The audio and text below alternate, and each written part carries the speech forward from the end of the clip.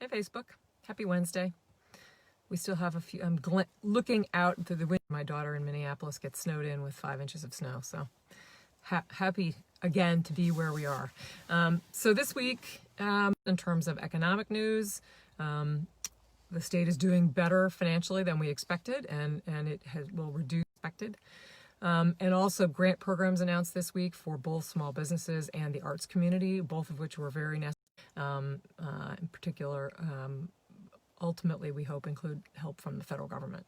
And of course, we are also experiencing, a bunch of positive results both at GEER and at Hotchkiss.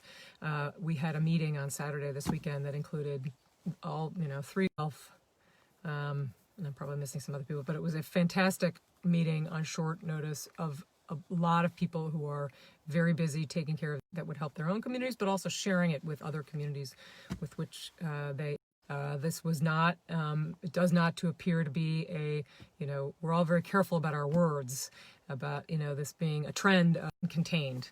There were a series of positive tests at GEER, but their first round resulted in a total of 18 positives, 7 staff and 11 residents. And as did Hotchkiss. Hotchkiss had 4 students tested positive, and then they did an entire elementary schools, and protocols have snapped into place. Contact tracing was done.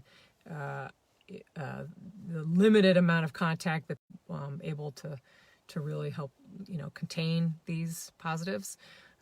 We are moving into winter, and we're watching enough how important it is for all of us in our private lives to continue to wash our hands with regularity.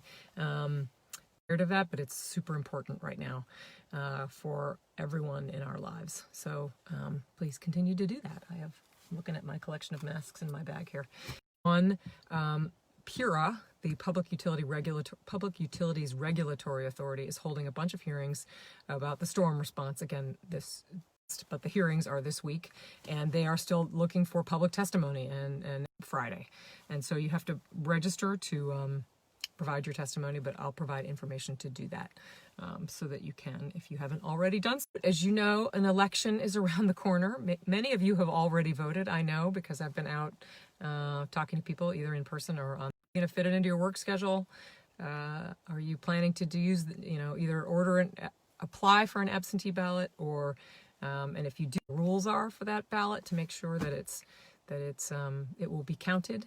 Call your town clerk if you have any questions. Call your town registrars. They're fantastic and they're very organized. Going forward, same hours, mostly the same places. Not the same places in every town. There are 3 towns in the 64th district